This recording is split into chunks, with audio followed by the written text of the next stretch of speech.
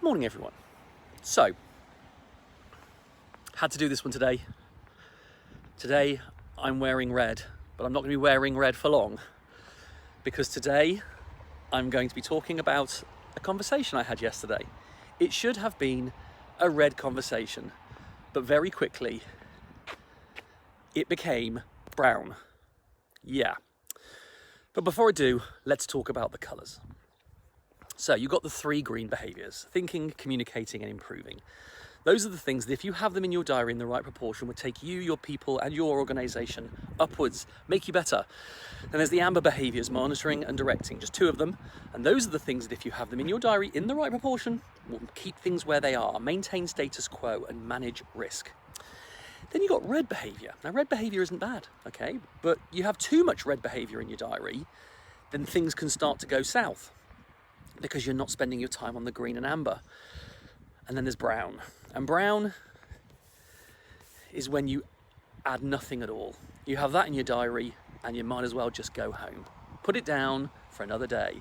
And that's kind of what I wish I did yesterday. So, creating a new product, the Diary Detox Practitioner. And that is going to be delivered to a very different group of people than the normal Diary Detox. Diary Detox is to CEOs, to executive teams, or business owners. The practitioner is going to people in learning and development, coaches, consultants.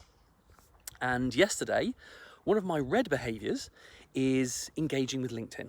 Okay, now some people would think that was green, communicating. It's not generally. It's part of your network building, it's part of your sales process, and that's generally something that I just do. That's something I have to do for my business, and that makes it red.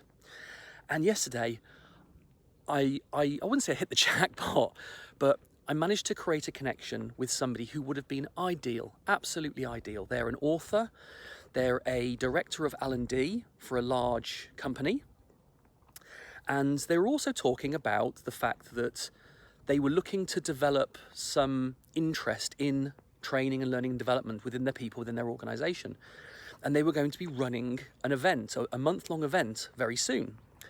And they also said they had a target to instill in their people a desire for a certain amount of training every year. And I thought, this is brilliant, because you can, Diary Detox, you can measure your green. You can measure their thirst for training. And so I just sent a connection request. And it's quite a bold move, sending a connection request straight away. But I sent a connection request saying, hey, I saw this thing you were talking about creating a thirst for training. I'm just wondering how it would be if you had a way of measuring that. And they connected and they replied. And they said, oh yeah, well, actually, we already have some stats on that. And I thought, okay, cool. And so I thought, I'll ask them another question, still red. And so I thought, oh, wow, so do you mind me asking how you captured that data and what you found? And they told me how they captured it and what they'd found. But what they'd found was another problem. And so I thought, I'll ask another question. And so I thought, well, how are you planning to address that? And they said, well, we're planning to do this month of learning, etc., etc. And I just thought I was going to be funny.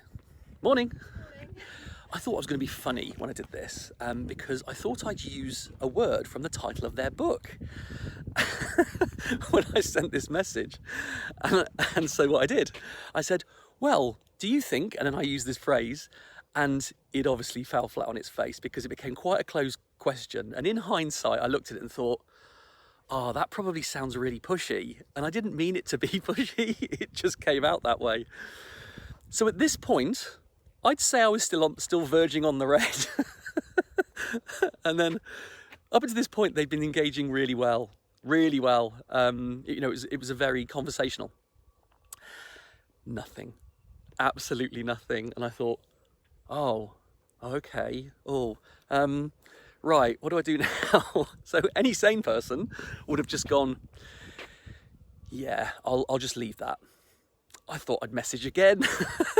So I went back and said, just because it's in the title of your book, it doesn't mean you have to say no. And I thought, what have you just done? As soon as I pressed send, I went, no, you should have just left it. And so, of course, nothing came back. And I went and did some exercise. And then about an hour later came back, still no response. And I thought, yeah, this isn't good. So I decided to message again.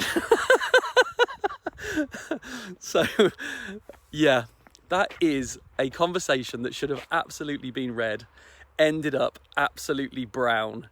And I think it was the fact when I spoke to my wife later on in the evening that I realised it had become so brown that it made me question, well, what should I have done about that? Should I have changed my approach? And of course, yes, I should have changed my approach.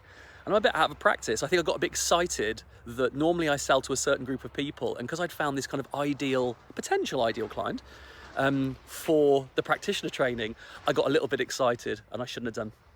So I suppose the question is, that's red behavior that turned brown. So there's a high risk that future red behavior could go brown. So what do I do about it?